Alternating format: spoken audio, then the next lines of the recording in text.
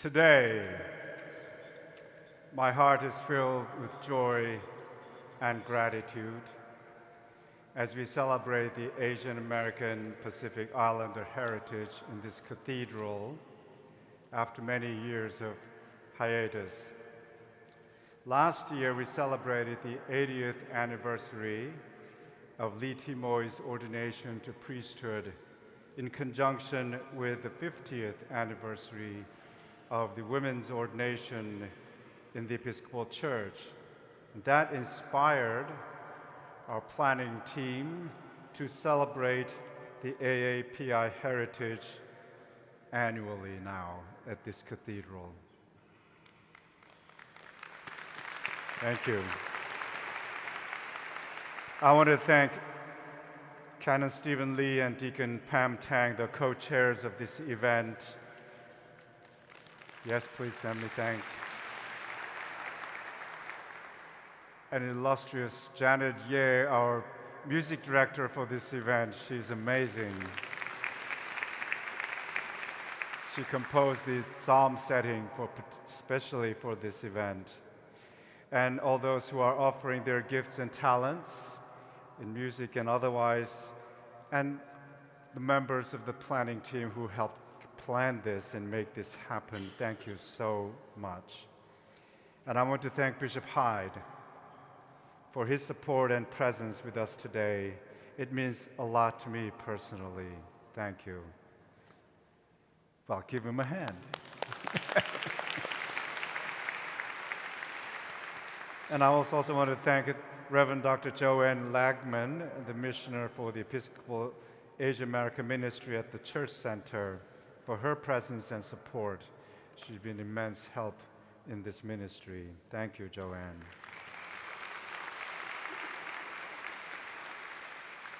But most importantly, I want to thank all of you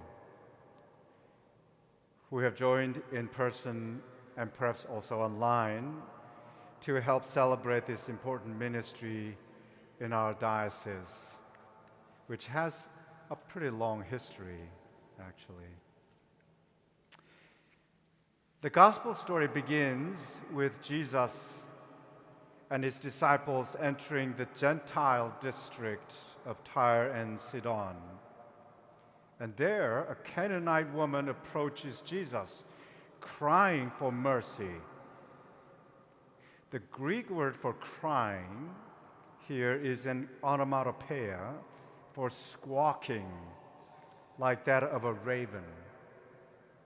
Her cry for mercy is pejoratively described as a sound of a raven's squawking.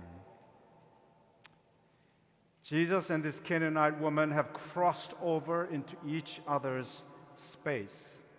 Jesus into her Gentile district, and this Gentile woman into this Jewish rabbi's space of ritual purity. This is an encounter ripe for a cross-cultural conflict. Indeed, the disciples tell Jesus to send this squawking, unclean woman away, out of their space and out of their sight. So Jesus says to the woman, I was sent only to the lost sheep of the house of Israel. This Gentile woman and her daughter do not belong in his flock. His mercy is not available to them.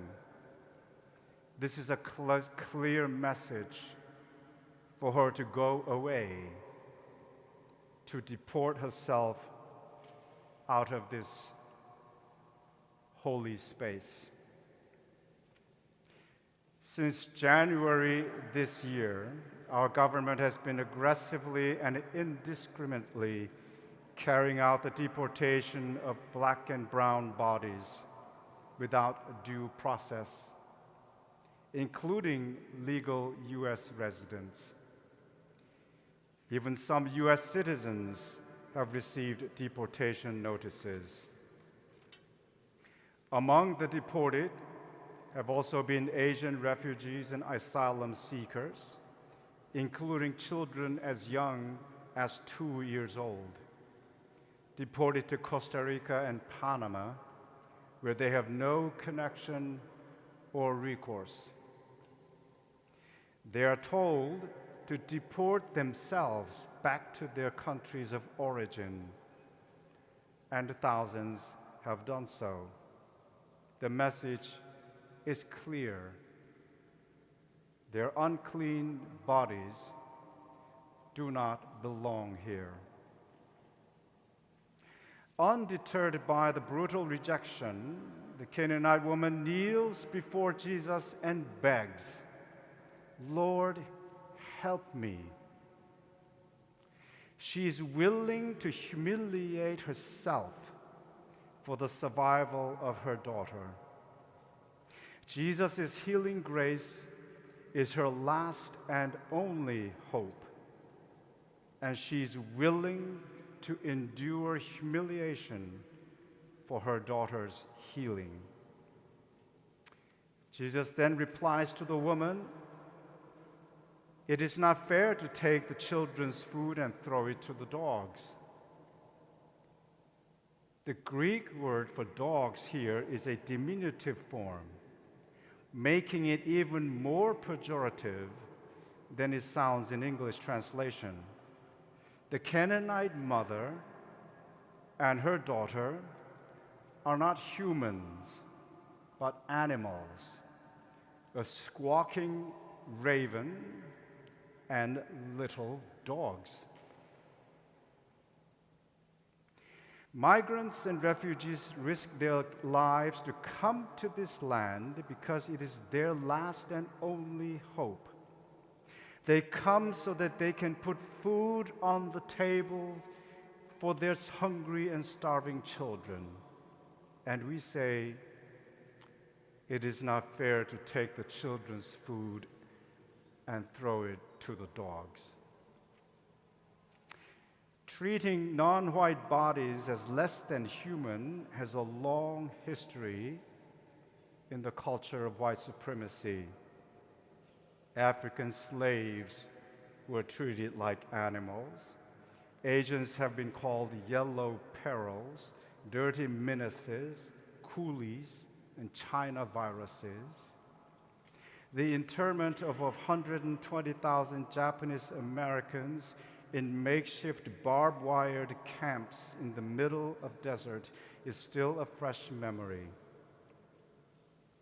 And our current president, in his first term, described migrants and refugees saying, "These are not people, these are animals." There is so much pain in the body of our common humanity, my friends. How can we ever heal this wounded body when we keep wounding it? Still undeterred by the humiliating treatment, the Canaanite mother counters, "Yes, Lord, yet even the dogs eat the crumbs that fall from their master's table." Jesus is moved by her courage and says, "Woman, great is your faith. Let it be done for you as you wish." In Matthew's gospel, only two people are described as having great faith: this Canaanite woman and the centurion in chapter 8, both Gentiles. It is remarkable that Jesus describes this Gentile woman's persevering spirit as faith, and a great one at that. The cross-cultural conflict between Jesus and the Canaanite woman is transformed into a spiritual communion by her fearless faith. Faith is the assurance of things hoped for, the conviction of things not seen. Her faith has the power even to convince Jesus to change his heart and heal her daughter. Whether one sits at the master's table or gathering crumbs under the master's table, they both belong in God's kingdom, because God's grace has no boundary. Grace cannot be walled off. The disciples may have wanted her out of their sight and out of their mind, but she was never out of God's sight and God's mind. Her daughter was never beyond the reach of God's healing grace. And the only thing that matters in this kingdom is faith.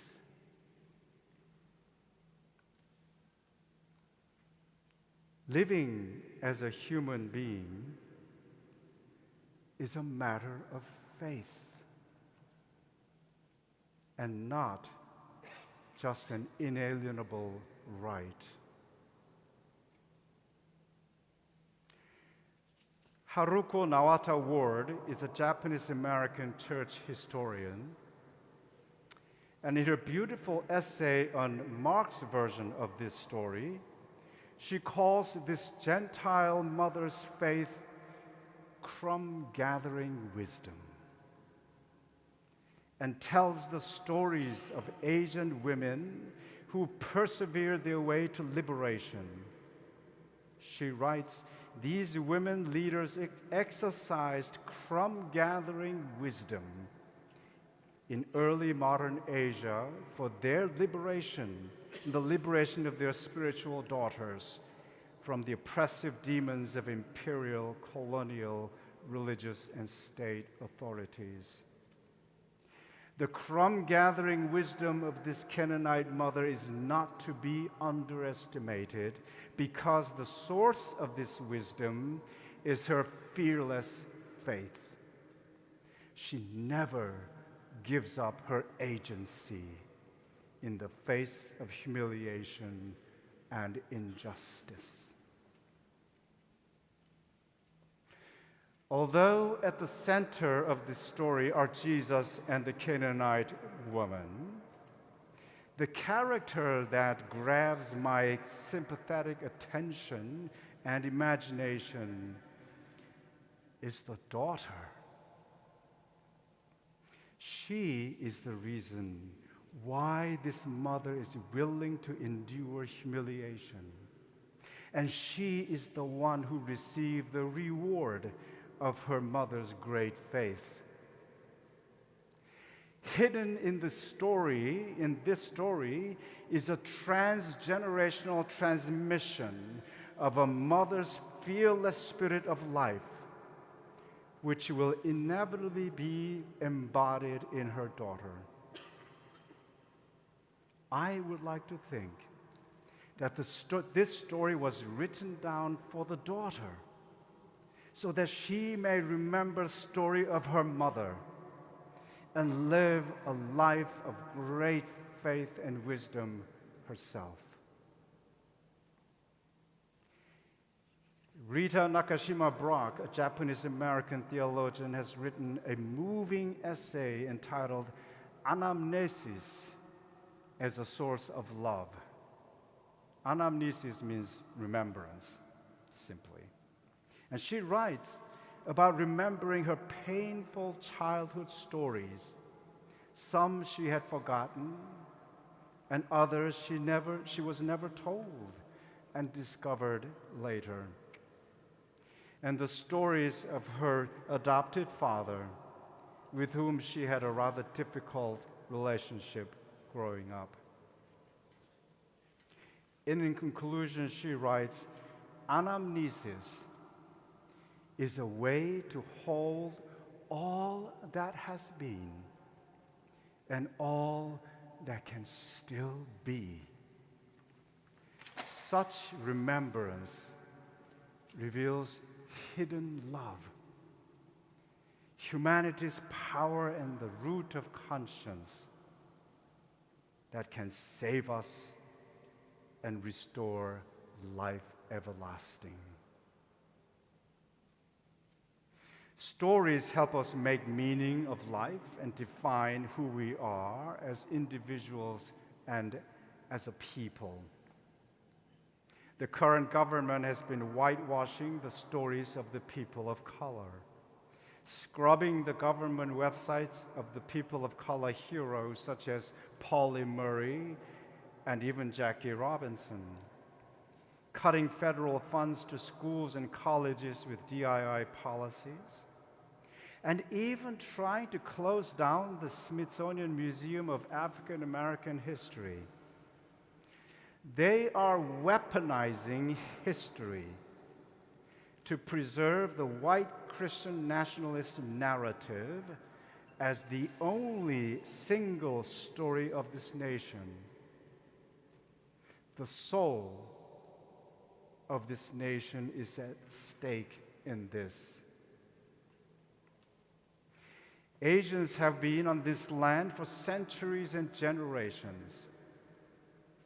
Did you know that there are records of Asians serving in the American Independence War,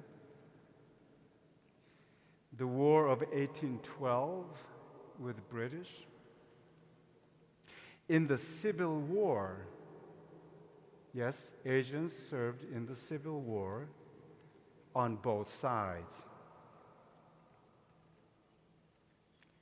And in the Spanish-American War of 1898.